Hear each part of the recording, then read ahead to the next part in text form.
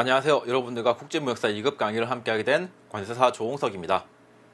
제 강의는 여러분들이 무역을 처음 접하는 초심자라고 생각하고 최대한 쉽게 풀어서 설명드릴 예정이니까 너무 걱정하지 마시고 천천히 하나하나 차근차근 따라 들으시면 될 것 같고요. 대신에 한 번 들으실 때 최대한 집중해서 정확하게 들을 수 있도록 그렇게 부탁드리겠습니다. 이 동영상 강의를 3번, 4번 듣는 거 이거는 좀 사실 비효율적이고 그리고 시간 낭비일 수도 있거든요. 그러니까 여러분들은 이 강의 들으실 때 한 번에 끝낸다는 생각을 가지고 최대한 딱 집중해서 정확하게 들을 수 있도록 그렇게 부탁드리겠습니다. 자, 먼저 시험 내용 한번 살펴보죠. 국제무역사 2급이고요. 과목은 총 4과목 25문제씩 100문제입니다. 100문제. 100문제를 120분 안에 풀어야 되는데 여기서 여러분들이 확인해야 될 게 마킹 시간 이런 것들 좀 빼고 나면 거의 한 문제당 1분 안에 풀어야 됩니다.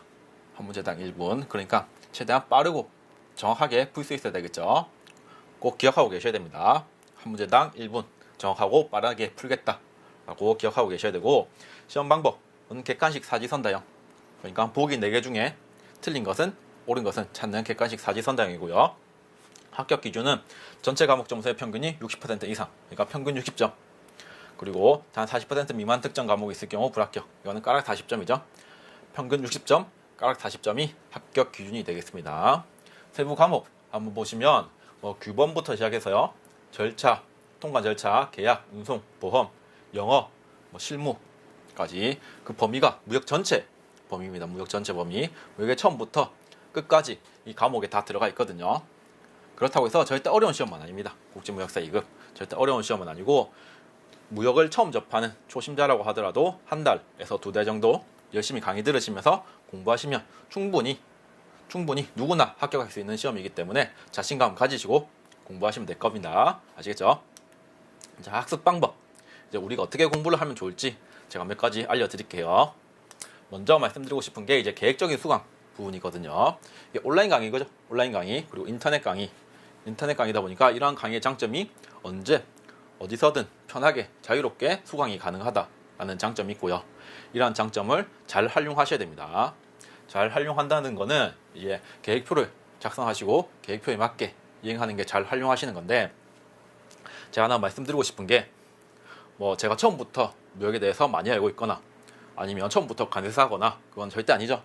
저도 여러분들의 시절 과정을 다 겪고 나서 이 자리에 있는 거고요. 제 얘기를 조금 해드리자면, 저는 23살, 그러니까 군대 제대하고 나서부터 자격증 공부를 시작했고, 저도 비전공자입니다. 무역에 있어서 비전공자로 시작을 했습니다. 여러분들과 똑같이 독서실, 도서관을 다니면서 공부를 했고요. 처음에 무역영어 공부했습니다. 무역영어 1급 했는데 비전공자였으니까 엄청 힘들었거든요. 그런데 운 좋게 합격을 해서 내가 무역에 좀 자격이 있나? 자질이 있나? 해서 다음으로 공부한 게 이제 국제무역사. 그때는 1급, 2급 이렇게 나눠져 있지는 않았고요. 국제무역사라고 딱 하나 있었는데 이것도 시험을 운 좋게 합격을 했습니다. 그래서 얼떨결에 이제 관사까지 공부를 했고요. 총 수험 기간은 4년 정도 걸렸습니다.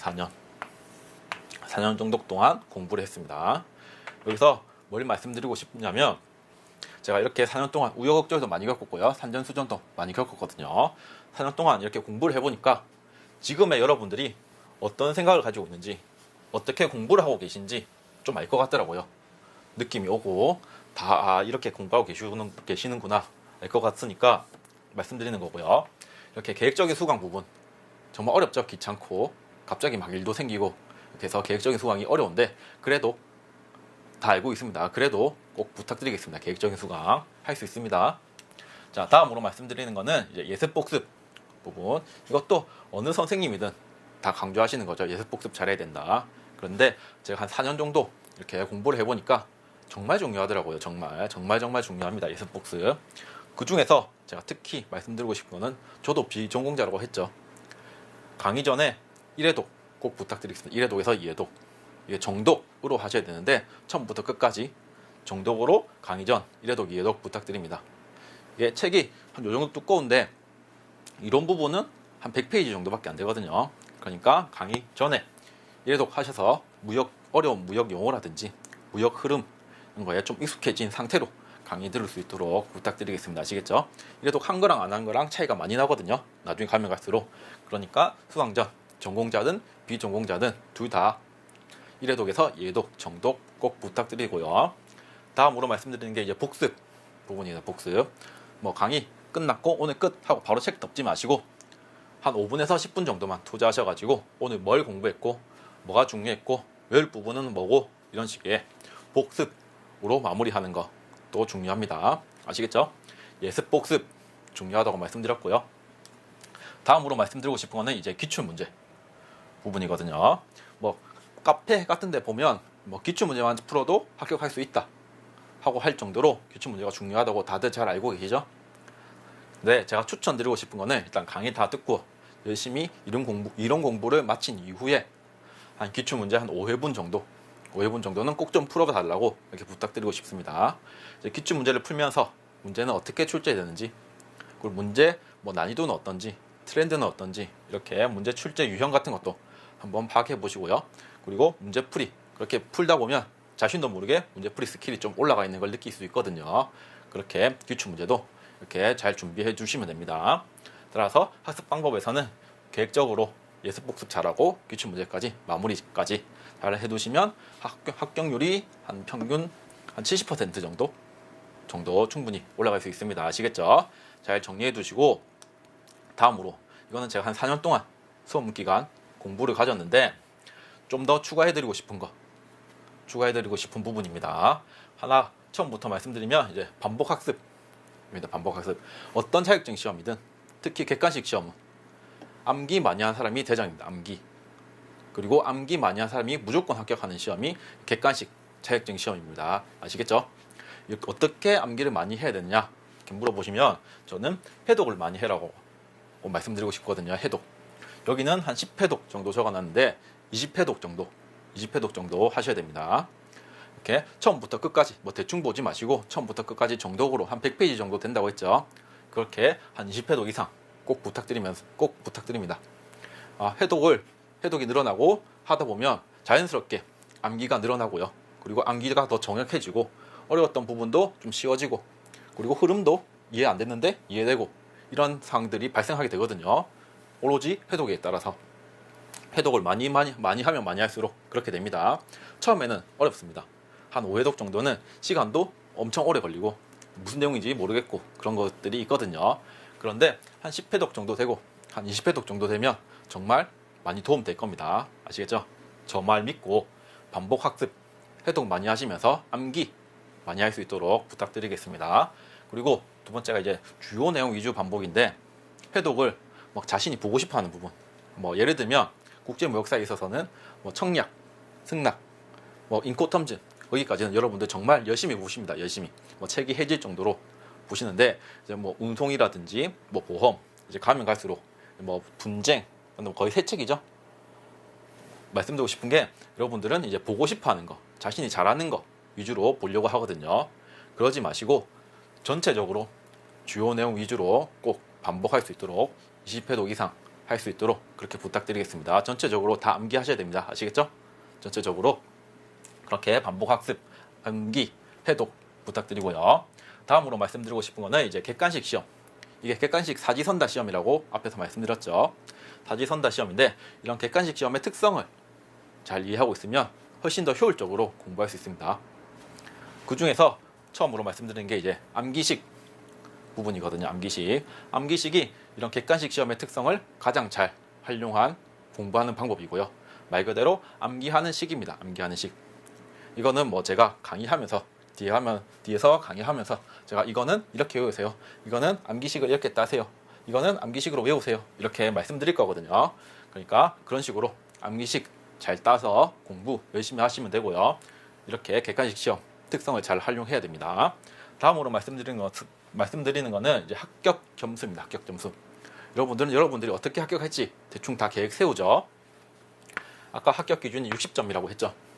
그렇게 되면 좀 어려운 거는 한 80점 받고, 쉬운 거는 한 80점 받고, 어려운 거는 한 40점 받아서 까락만 면에서 평균 60점으로 합격을 해야지 라는 계획을 잡아두시거든요. 보통은.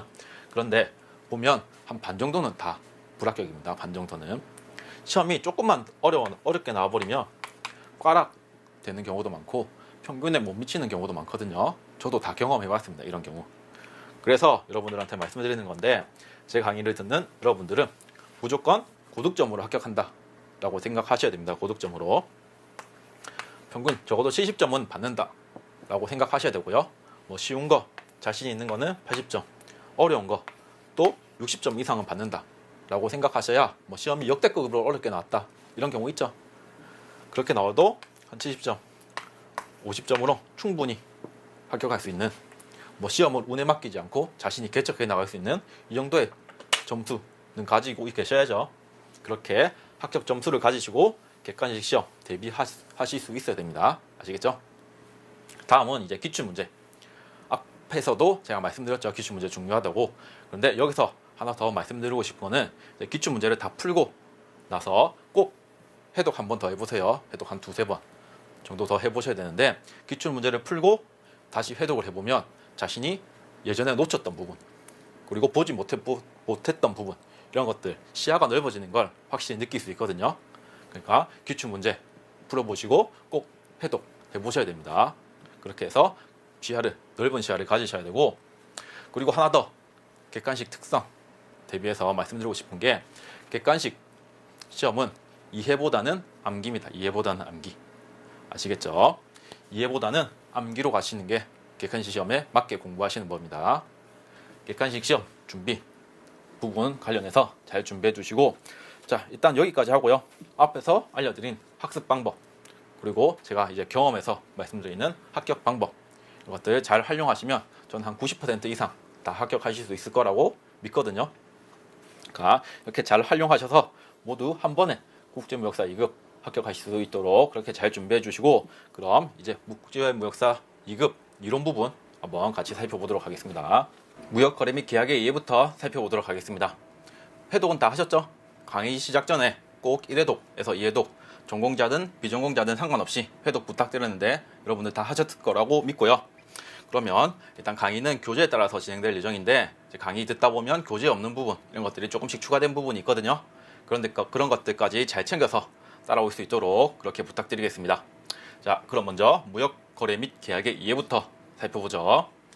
자, 처음 나오는 게 이제 무역거래 형태이고요. 유형무역과 무형무역, 그리고 직접무역과 간접무역, 이렇게 구분할 수 있습니다. 뭐 단어 그대로, 뜻 그대로이고요. 유형무역 같은 것은 형체가 있는 것, 눈에 보이는 것, 비지블이죠, 비지블. 그리고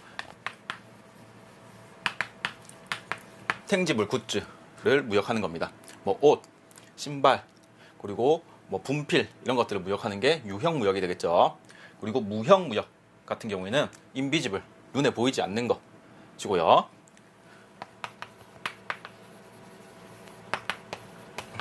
인탱지블 굿즈를 무역하는 거겠죠. 뭐 서비스, 용역, 자문, 이런 것들을 무역하는 것, 이게 무형무역이 되겠습니다. 유형무역, 무형무역 구분 충분히 가능하시죠?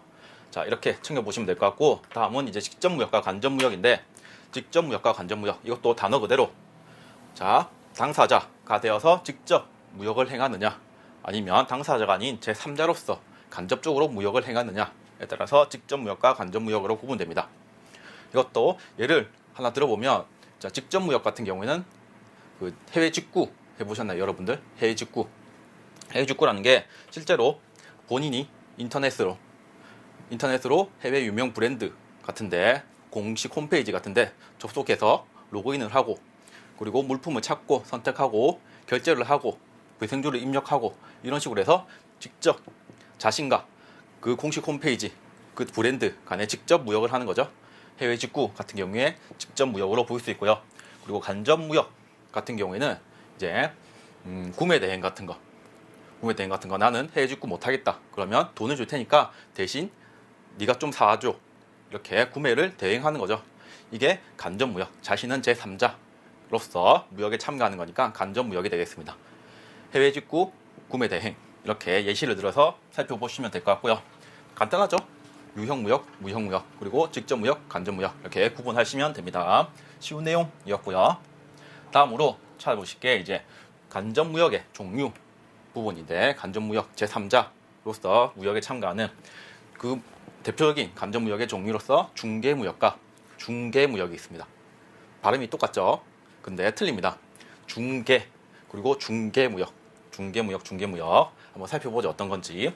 먼저 중개무역이고요. 중개무역 간단합니다. 이것도 싸게 사서 80원에 사서 100원에 팔고 20원 이익을 보는 이러한 무역 거래 형태, 이러한 무역 거래 형태가 간접무역으로서 중개무역입니다. 예를 들면 이제 내가 한국 중개상인데 중국에서 이 분필을 80원에 파는 사람을 알고 있고요. 그리고 일본에서 이 분필을 100원에 사는 사람을 알고 있습니다. 그러면 어떻게 해야 되겠죠? 중국에서 80원에 사서 100원에 팔고 나머지 20원 이익을 보는, 그렇게 거래를 해야 되겠죠? 이렇게 싸게 사서 비싸게 팔고 20원의 이익을 먹는 이러한 거래 형태가 중개무역입니다. 실생활에서도 우리는 중개상 역할을 하고 있는데, 뭐 예를 들면 공부를 열심히 하고 이제 집에 가려고 하는데 엄마가 아들 오늘 빵 좀 사줘 라고 이제 부탁하는 거죠. 그러면 내가 빵집에 가서 1,500원짜리 빵을 사고요. 그리고 엄마한테 주고 2,000원을 빵 2,000원이야 하고 2,000원을 받는 거죠. 그렇게 나는 500원의 이익을 보는, 이렇게 실생활에서도 우리는 중개상 역할을 하고 있습니다. 약간 불효 예시였나요? 불효 예시. 그래도 실생활에서도 얼마든지 사용 가능한 예시고, 이렇게 싸게 사서 비싸게 파는, 차익을 남겨먹는 이러한 거래 형태가 중개무역이다 라고 보시면 되겠습니다. 아시겠죠? 이렇게 중개무역 같은 경우에는 챙겨봐야 될 게, 한국 중개상 입장으로, 나이가 한국 중개상 입장으로 계약이 2번 일어나고요. 수입계약, 수출계약, 계약을 2번 하죠. 그리고 대금 지급도 2번, 여기서 한 번, 여기서 한 번, 이렇게 2번 일어납니다. 아시겠죠? 내 입장에서 계약이 2번, 대금 지급도 2번 일어나는 이러한 중개무역 형태이고요. 물품은 중국 수출상이 일본으로 바로 보낼 수도 있고요. 아니면 우리나라에서 보관해놨다가 중국, 일본으로 보내는, 이렇게 물품의 이동은 자유롭습니다. 어디로 가든. 자, 이렇게 중개무역 정리해 보셨고요. 중개무역 관련해서 서류가 2개가 나오는데, 여러분 BL 공부하셨나요? BL? 앞에 해독하면서 분명히 여러분들 보셨을 내용입니다. BL 선화증권이라고 하는데 좀 익숙하죠? 한 2번 정도 하셨으면. 자, 혹시나 기억 안 나시는 분들을 위해서 제가 예습 같이 한번 해보죠. BL에 대해서. BL이란 선화증권입니다. 선화증권, 국제무역에 있어서 필수 서류라고 보시면 되고요. 빌 오브 레딩이죠. 풀네임은. 그걸 BL이라고 하는데, 선화증권의 기능과 특성 꼭 기억해야 될 한 4가지 정도 적어드렸는데, 첫 번째가 해상운송 계약 체결의 증거 서류. 첫 번째, 해상운송 계약 체결의 증거 서류. 두 번째가 운송인이 화물을 인수 또는 선적했음을 증명하는 서류. 운송인이 화물을 인수 그리고 선적했음을 증명하는 서류. 세 번째, 운송인이 화물을 운송하여 운송해서 정당한 소지인에게 화물을 인도할 것을 약속하는 서류. 세 번째, 네 번째, 유가증권 그리고 권리증권의 특성을 가지는 서류. 이러한 서류가 선화증권입니다. 아시겠나요? 선화증권. 자, 이 정도 꼭 외우시고 계셔야 됩니다. 선화증권의 기능과 특성이라고 볼 수 있고요. 선화증권이 어떻게 무역에서 쓰이는지 한번 살펴보죠. 선화증권이 어떻게 무역에서 쓰이는지 살펴보면, 일단 A 수출자와 C 수입자가 계약을 하겠죠. 물품을 판다. 국제 물품 매매 계약을 맺습니다. 그러면 이제 수출자가 수입자한테 물건을 보내줘야 되는데, 이렇게 같은 나라라고 보고요. 수출자가 수입자한테 물건을 보내줘야 되는데, 내가 비행기가 있는 것도 아니고 배가 있는 것도 아니고 이 물품은 어떻게 보내지? 생각해 보니까 같은 나라 저기 부두 쪽에 보니까 배를 가지고 있는 선사들이 있습니다. 선사들이. 그래서 이 수출자와 선사가 계약을 합니다. 뭐 운송 계약이 되겠죠. 운송 계약이 되겠는데, 계약을 맺고요. 야, 내가 여기한테 수출해야 되는데 너희가 물건 좀 가져다 줄래? 라고 계약을 체결하게 되면, 그리고 물건을 주겠죠. 수출자가 선사한테 가져다 줄 물건을 줘야지 얘가 실어서 보내니까 물건을 같이 계약 맺음과 동시에 물건을 가져다 줍니다. 야, 여기서 2개 보이시나요? 해상운송 계약 체결의 증거 서류가 BL이었고요. 그리고 두 번째, 운송인이 화물을 인수 또는 선적했음을 증명하는 서류. 이렇게 운송 계약을 맺고 선사가 화물을 받았으면 거기에 대해서 이제 BL을 주는 거죠. BL을 발행해 줍니다. BL은 선사에서 발행해 주는 서류입니다. 선사에서. 그러면 수출자는 이 BL을 받아서 이 수입자, 그러니까 중국이라죠. C 수입자한테 주거든요. BL을 이렇게 줍니다. BL이 유가증권이고 권리증권이거든요. 이 BL을 들고 있으면 그 물건의 가치 그리고 그 물건의 권리를 가지고 있다라는 뜻이기 때문에 이 BL을 수입자한테 주면서 돈을 받습니다. 돈을. 가치가 있겠죠. BL이 가치가 있고 그리고 그 물품의 권리를 가지고 있음을 증명하는 서류이기 때문에 BL을 파는 거죠. BL을 팔면 수입자는 돈을 주고 이 BL을 접수를 하고요. 그리고 나중에 이 선사에서 실은 물건이 C국에 도착을 하겠죠. 그러면 이 수입자는 A한테 산 BL을 제시하면요. 자신이 정당한 소지임을 증명하는 겁니다. BL을 보여줌으로써 이 운송인한테 선사한테 보여줌으로써 내가 이 물품이 정당한 소지인이야. 왜냐하면 이 물품의 권리증권인 BL을 내가 들고 있으니까. 아시겠죠? 이렇게 BL을 제시하고 물건을 인수하는, 여기서 인도할 것을 약속했죠. 세 번째가 인도할 것을 약속했으니까 수입자는 선사한테 물건을 받을 수 있는 이러한 구조를 가지게 됩니다.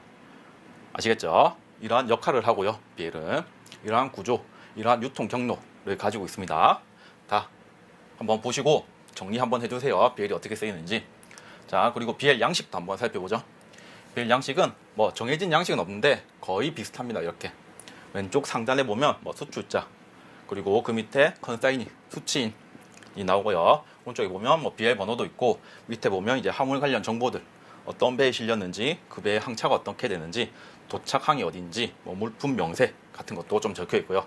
대충 거의 다 이런 형식을 띱니다. 이런 양식을 가지고 있습니다. BL이. 자, 이렇게 BL 같이 예습해 봤습니다. 아시겠죠? 원래 BL은 이제 국제 운송 부분에서 나오는데 앞에 잠시 나왔으니까 제3자 선화증권, 뭐 스위치 선화증권 이렇게 나왔으니까 같이 한번 예습 한번 해봤고요. 이런 것들은 기억하고 계셔야 나중에 국제 운송 부분에서도 익숙하게, 친근하게 딱 기억하고 공부할 수 있습니다. 아시겠죠? 자, BL 같이 공부해봤고 이런 기능과 특성 정도는 꼭 암기 부탁드리겠습니다. 다음으로 아까 계속 보던 거 보면 이제 이러한 중개무역에 있어서 제3자 선화증권 그리고 스위치 선화증권 이렇게 나오거든요. 이게 뭐냐면 예를 들어서 아까 BL 봤죠? BL이 이렇게 생겼습니다. 제가 왼쪽 상단 부분만 잘라서 들고 온 거고요. 원래 이제 중국에서 일본으로 물건을 보내게 되겠죠. 중개상을 통해서 야, 너한테 물건 좀 보내줘 라고 해서 중국 수출상이 일본 수입상한테 물건을 보냅니다. 그러면 BL에는 어떻게 적힐까요? BL의 수출자 적는 부분이죠.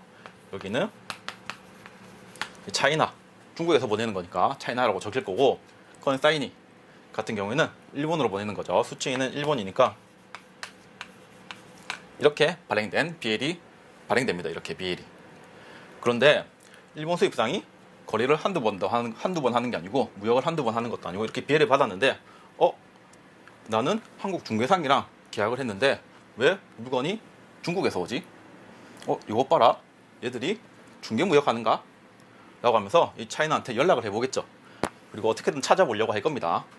BL 정보가 있거든요. 여기에 보면 주소라든지 회사명이라든지 이렇게 작성되게 되어 있어서 일본 수입상이 충분히 중국 수출상을 찾을 수 있습니다. 그렇게 돼서 확인해 본 결과 얘한테 사는 게 80원에 훨씬 더 싸게 살 수 있네? 그러면 다음부터는 얘는 빼고 우리 둘이 거래하자, 계약하자 라고 되는 거죠. 자, 이렇게 충분히 가능하겠죠. 그래서 이걸 막기 위해서 이 두 가지 BL이 발행됩니다. 이 두 가지 BL이 뭐냐면 한번 읽어보죠. 제3자 선화증권이라고 해서 원래 중국 수출상이 발행되어야 되는데 이것을 제3자인 한국 중개상은 10% 발행하는 BL이고요. 그러면 여기 차이나가 아닌 코리아가 되겠죠. 한국 중개상을 10% 발행하는 BL이라고 했으니까. 그리고 스위치 선화증권 또 보면 원래 중국 수출상이 10% 발행되었는데, 아까 발행되었죠. 중국 차이나가 10% 발행되었는데 이것을 우리나라 한국 중개상이 이 BL을 입수를 한 뒤에 수출자를 코리아로 바꿔서 다시 발행한 BL, 이것을 스위치 선화증권이라고 합니다. 그러면 이 두 선화증권은 보면 이렇게 돼 있겠죠. 다 코리아에서 재팬. 따라서 이 수입상이 BL을 보더라도 우리가 한국에서 물건을 받은 거 맞네, 한국이 수출상 맞네 라고 눈치를 전혀 챌 수 없으니까 중국 수출상 같은 경우에는 이렇게 3자 선화증권 그리고 스위치 선화증권이 발행되면 중국 수출상이 절대 노출되지 않으니까 한국 중개상 같은 경우에는 안전하게 계속해서 중개무역을 할 수 있는 거죠. 이런 차익을 계속 볼 수 있는 이러한 용도로 사용되는 게 제3자 선화증권, 스위치 선화증권입니다. 아시겠죠? 관련해서 이것도 한번 정리해 주세요. 3자 선화증권, 스위치 선화증권. 그렇게 어려운 내용은 아니고요. 말 그대로 이제 다 수출자를 바꿔버리는 선화증권이었죠. 이런 선화증권은 이제 국제운송 부분에서 더 자세히 볼 거니까 너 지금부터 너무 열심히 선화증권을 공부하려고 하지 마시고 한 요 정도? 그리고 아까 말씀드린 부분 기능하고 특성 4가지 정도, 그 정도만 기억하고 계시면 됩니다. 자, 이렇게 중개무역 살펴봤고요. 한 번 더 정리하면 싸게 사서 비싸게 팔고 이익을 챙기는 무역, 이 무역이 중개무역입니다. 중개무역. 다음 발음이 비슷한 중개무역 한번 살펴보죠. 중개무역이고요. 이거는 소개팅 생각하시면 됩니다. 소개팅 해보셨나요? 소개팅 하면 뭐 남자, 여자 소개시켜주는 거죠. 전화번호를 주던지 아니면 만남을 주선해 주던지 해서 만남을 주선해 주고 야 너희들끼리 잘해봐봐 하고 쿨하게 뭐 맛있는 거 얻어먹고 떠나는 그게 소개팅이죠. 주선자 같은 경우에는 국제 비즈니스니까 뭐 맛있는 거 얻어먹는 건 아니고 수수료로 받는 거고요.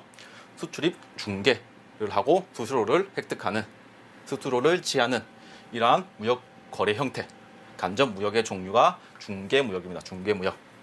아시겠죠? 소개팅 다 해보셨죠? 소개팅 해보면 소개만 시켜주는 거지 뭐 밥을 먹거나 밥을 사주는 것도 아니고요. 주선업자가 밥 사주는 거 아니죠. 밥을 사주지도 않고 주선업자가 데리고 다니면서 영화 보여주고 커피 사주고 이런 거 아니죠.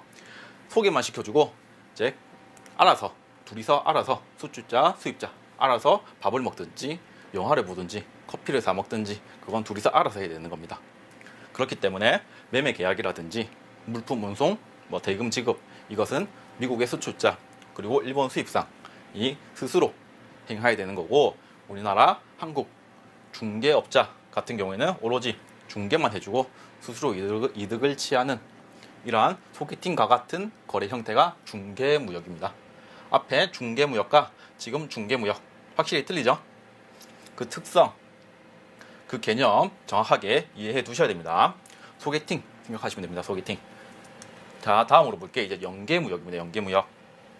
연계무역 같은 경우에는 말 그대로 수출과 수입을 연관시키는, 연계시키는 이러한 무역 형태를 연계무역이라 하고요. 그 연계무역의 종류에는 물물교환, 구상무역, 대형구매, 제품판매, 절충교역 이렇게 5가지가 있습니다. 5가지. 여기 보면 물구응환절이라고 되어 있고요. 그리고 여기 약간 음형으로 좀 진하게 되어 있는 부분 있죠? 보이시죠? 이게 뭐냐면 앞에서 제가 객관식 공부에 있어서 아주 효율적인 공부 방법이라고 말씀드린 암기식입니다. 암기식. 물구응환절이 이 연계무역의 암기식이 되겠습니다. 암기식. 암기식 아시겠죠? 원래 이 연계무역을 외우려면 물물교환, 구상무역, 대형구매, 제품판매, 절충교역 이렇게 5개의 단어를 줄줄줄 외우다가 뭐 하룻밤 자고 일어나면 한 단어가 빠져있고 뭐 이런 식으로 되겠죠. 그런데 암기식으로 해서 5개 단어를 한 단어로 외워버리는 겁니다. 물구응환절 이렇게 외워버리면 훨씬 더 객관식에 맞춰서 효율적으로 공부하는 게 되거든요. 어떻게 되는지 한번 보죠. 만약에 예시로 문제가 이렇게 나옵니다. 다음 중 연계무역이 아닌 것은? 그리고 우리는 물구응환절만 외우고 있습니다. 물구응환절. 그래서 여기 보기에 투입시켜 보는 거죠. 물구응환절을 보면 물구응환절의 물, 그리고 구는 없네. 그리고 대응구매가 응이네. 물구응환 없고요. 절충교의 절. 1, 2, 4번은 다 암기식이 들어가 있는데 3번은 빠져있네. 따라서 답이 3번이구나. 실제 시험장에서 이렇게 안 하겠죠. 물구응환절하고 3번 찍고 넘어가는 한 5초? 10초 정도 걸릴까요? 5초 정도 걸릴 것 같은데 이렇게 답을 찾는 방법이 암기식으로 공부하는 방법입니다. 아시겠죠? 암기식, 물구응환절, 연계무역은 물구응환절로 외웁니다. 자, 이렇게 외우고 이제 하나하나 어떤 내용인지 살펴보도록 하죠. 일단 먼저 나오는 게 물물교환. 단어만 봐도 이해되시죠? 물물교환. 연계무역이 수출과 수입을 연계시키는 거래했고요. 물물교환은 말 그대로 외환거래 없이 물품만 교환하는 거래. 내가 옷을 줄게, 네가 신발을 줘. 이렇게 A국가에서 옷을 받고 B국가에서는 A국가로 신발을 수받고 이렇게 외환거래 없이 물품만 교환하는 거래가 물물교환이 되겠습니다. 물물교환 아시겠죠? 다음으로 구상무역 같은 경우에는 이제 수출입 균형을 연계하는 무역이라고 보시면 되거든요.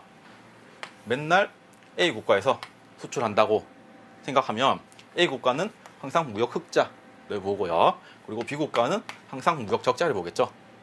이 B국가가 이렇게 안 하겠죠, 절대.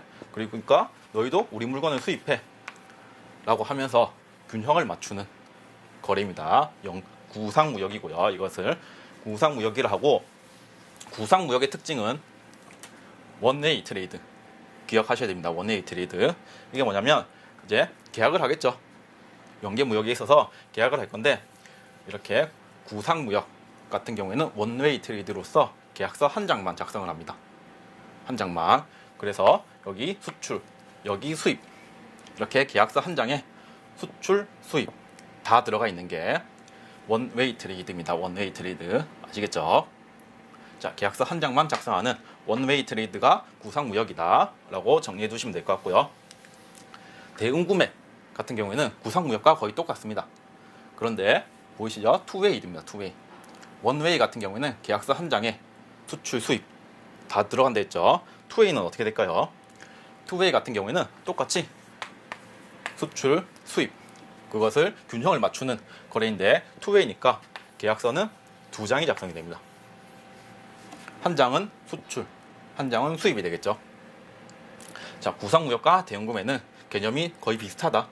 근데 가장 큰 차이점은 원웨이인지 투웨이인지 그 차이점이 있는데, 원웨이 같은 경우에는 계약서 한 장에 수출, 수입이 다 들어가 있는 계약이고, 그것은 구상무역이고요. 앞에서 봤던 구상무역이고, 대응구매 같은 경우에는 투웨이인데, 투웨이는 계약서 두 장이 발행되고 한 장은 수출, 한 장은 수입. 이러한 거래를 투웨이 트레이드라고 한다 라고 딱 정리해 두셔야 됩니다. 특징 이렇게 포인트 잘 찍어서 절대 헷갈리지 않도록 정리해 두셔야 됩니다. 원웨이, 투웨이. 자, 다음은 제품 판매 이거든요. 제품 판매. 대단히 플랜트 기계를 수출하고 수출 시설에서 생산한 제품을 구매하여 그리고 수출 대금을 회수하는 거래.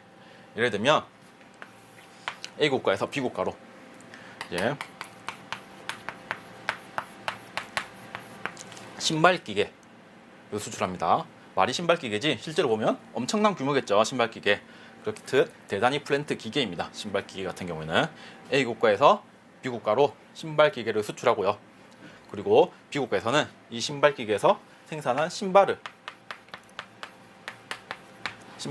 A국가로 수출하는 겁니다. 그래서 이 신발로 수출 대금을 회수하는 이러한 거래 형태가 제품 판매입니다. 아시겠죠? 제품을 다시 산다 라고 해서 대단히 생산 설비, 기계를 수출하고 거기서 생산된 신발로 수출 대금을 회수하는 거래. 이게 제품 판매입니다. 연계무역, 수출, 수입이 연계되어 있죠. 이게 제품 판매이다 라고 보시면 되고요. 이해하시겠죠? 다음은 절충교역 보죠. 수입국에서 부품 기술을 공급받고 이를 수출 상품에 추가하여 수출 대금을 상계하는 거래라고 되어 있는데, 이것도 하나 예를 들면 A국가에서 B국가로 컨테이너선을 수출하기로 했습니다. 컨테이너선 실제로 한번 보셨나요?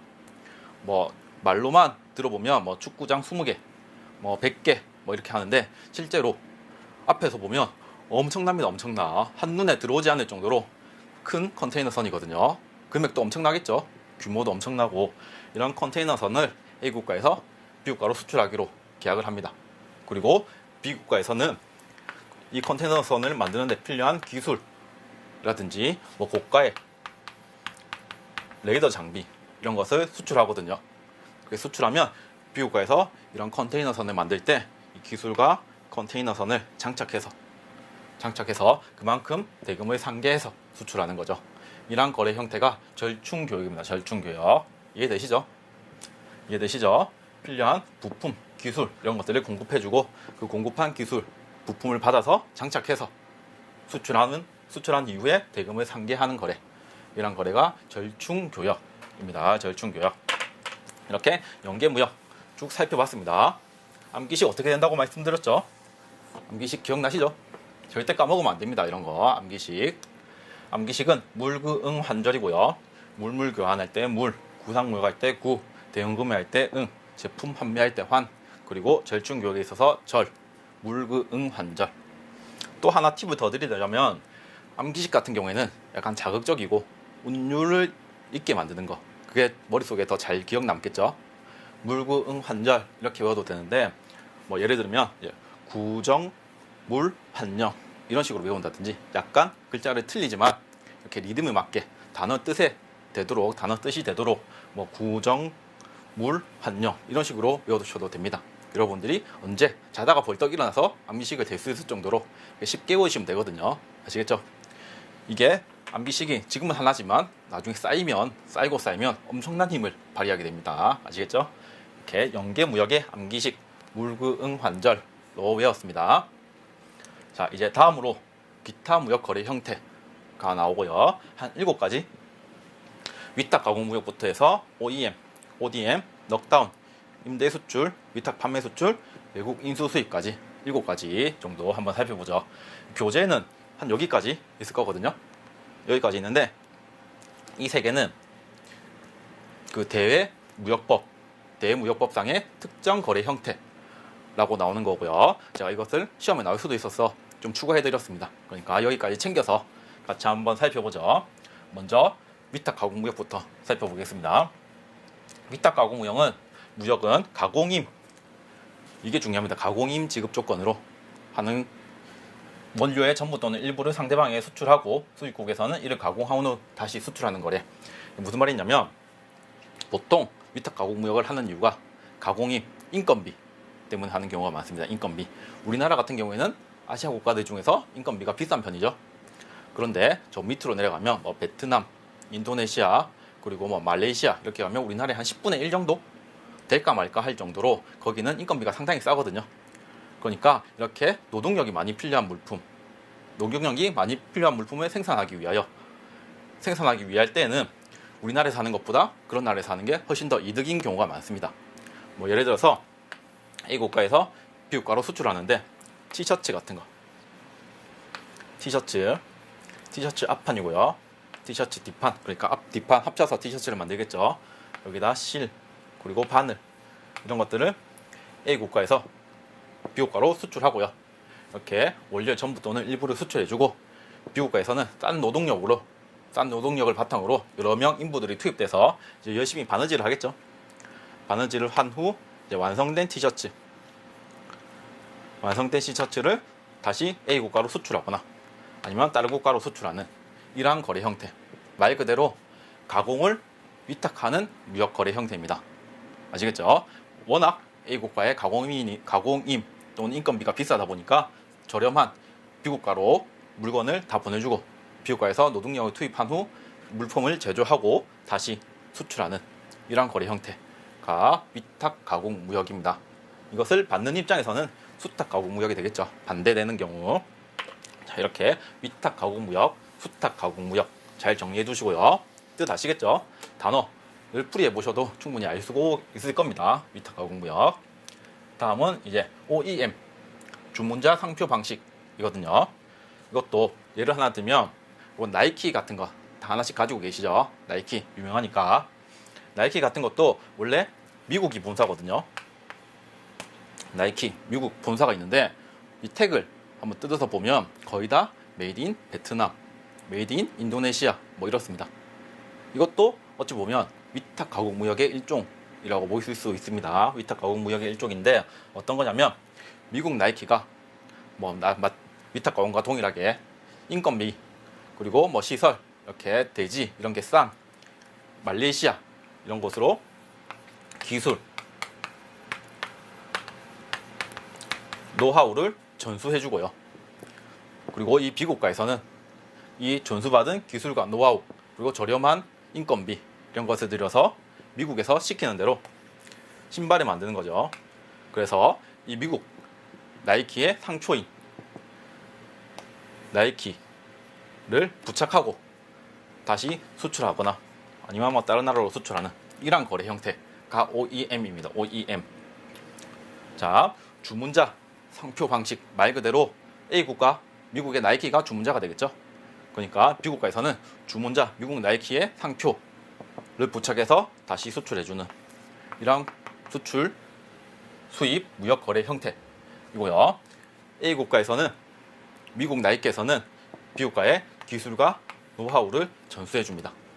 따라서 이 B국가에서는 이렇게 다 기술, 노하우, 자본까지 이렇게 받는 경우가 많기 때문에 A국가의 종속적인 경우가 상당히 많습니다. A국가가 하라는 대로 할 수밖에 없는 이러한 것도 많다라는 것까지 해서 OEM 잘 정리해 두시고요. A국가에서 다 기술과 노하우까지 다 전수해 주는 이러한 방식이 OEM 방식입니다. 그리고 ODM 방식은 OEM 방식과 틀리거든요. OEM, ODM 잘 구분하셔야 되는데 이런 경우는 어떤 경우냐면 아까는 A국가에서 기술, 노하우 같은 거 다 전수해줬죠. 그런데 ODM은 이 B국가 자체적으로 기술과 노하우를 가지고 있습니다. 그래서 A국가에서 부탁하는 거죠. 얘한테 야, 너희 기술, 노하우 같은 걸로 이런 물품을 좀 만들어 줄래? 라고 부탁을 하고요. 그러면 B국가에서 우리 기술과 노하우면 이 정도는 만들 수 있어 라고 해서 만든 후에 수출해 주는 거죠.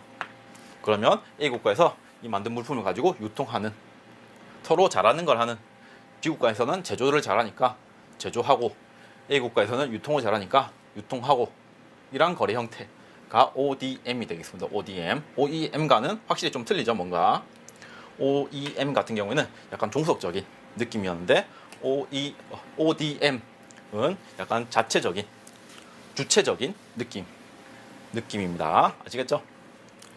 제조업체가 기술력이 있다고 했죠. 기술력을 가지고 생산한 제품을 주문자에게 납품하면 주문업체는 이를 유통하는 이런 거래 형태가 ODM입니다. ODM, OEM, ODM 헷갈리지 않고 잘 기억해 두시고 특성 꼭 이해해 두세요. 다음은 녹다운 방식이고요. 이것도 예를 한번 들어보죠. A국가에서 B국가로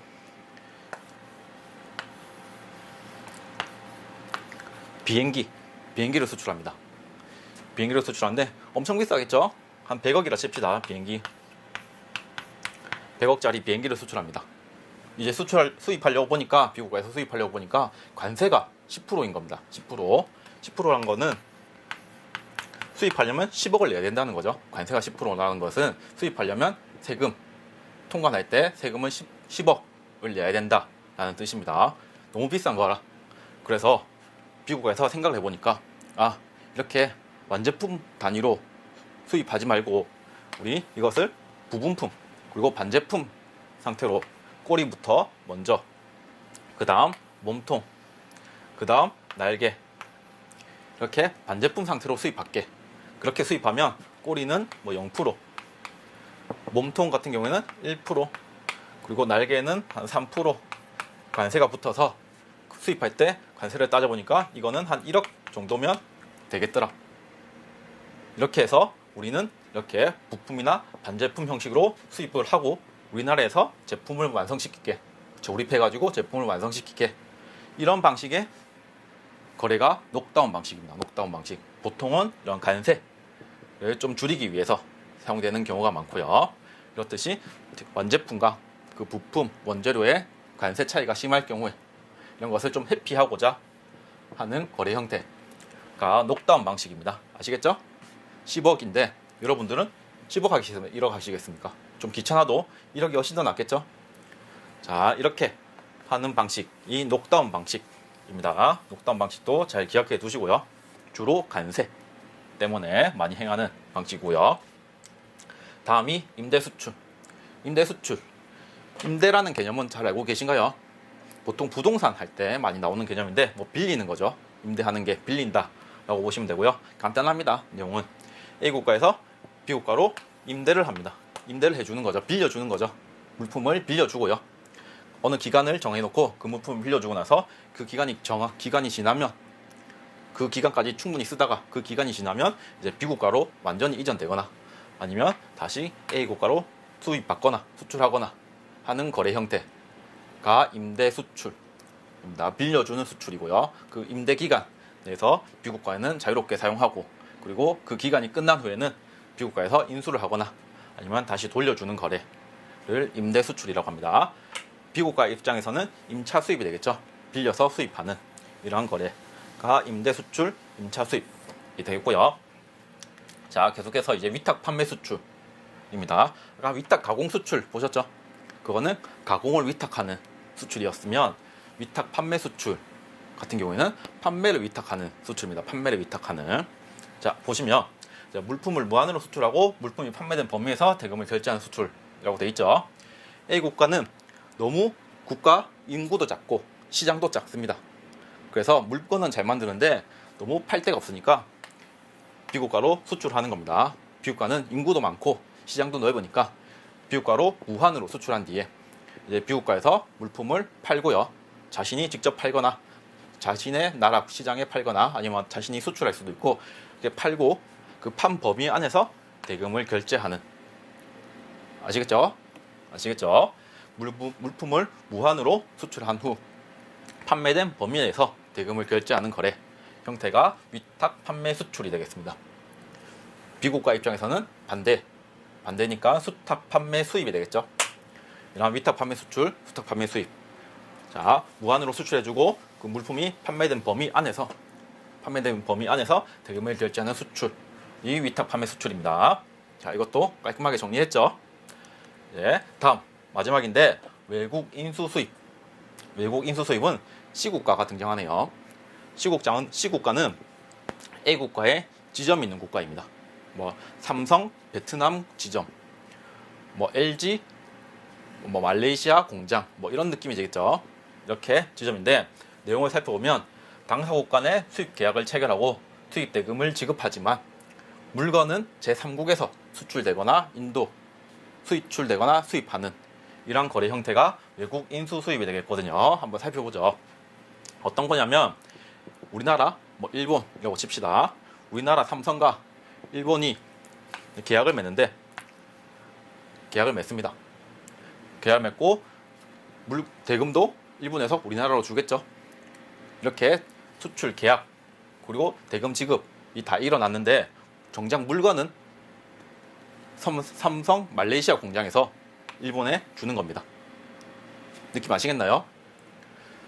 거래 그리고 대금 지급은 당사국에서 끝났는데 정작 물건은 제3국 외국에서 오는 것. 이게 외국 인수 수입이 되겠고요. B국가 입장에서는. 그리고 외국 인도 수출 같은 경우에는 A국가, B국가 다 했는데 결국 물건은 B국가에서 C국가로 가는 거죠. 당사국인 A국가에서는 A국가에서 물건을 받는 게 아니고 지점인 C국가에서 물건을 받는. 이게 외국 인도 수출, 외국 인수 수입 이렇게 보시면 됩니다. 아시겠죠? 당사국 간 수입 계약 체결 그리고 수입 대금을 결제하지만 정작 물건은 제3국에서 수출하거나 수입받는 이러한 거래 형태가 외국 인도 수출, 외국 인수 수입이 되겠네요. 이렇게 지금 기타 무역 거래까지 쭉 7가지 살펴보셨거든요. 자, 이것은 굳이 암기식 따실 필요는 없고요. 자, 위탁 가공 무역부터 해서 수탁 가공 무역 그리고 OEM, ODM 이거 기술력 차이, 누가 기술을 가지고 있느냐, 전수해 주느냐, 자체 기술력이 있느냐, 노하우가 있느냐 이 차이였죠. 그리고 녹다운 방식 이거는 약간 관세 때문에 부품 형태로 수입을 하는 형태였고요. 그리고 임대 수출 빌려주는 거, 그리고 위탁 판매 수출 판매를 위탁하는, 그리고 외국 인수 수입, 외국 인도 수출 이거는 제3국에서 물품을 인수받거나 인도하는, 결국 당사자 간의 거래와 대금 결제가 일어나지만 물품은 제3국에서 인도 수출하는 이러한 거래 형태가 외국 인수 수입, 외국 인도 수출이 되겠습니다. 자, 간단하죠? 헷갈리지 않게 꼭 정리해 두세요. 자, 이렇게 1강 마무리하고 잠시 쉬었다가 2강에서 계속 확인하도록 하겠습니다.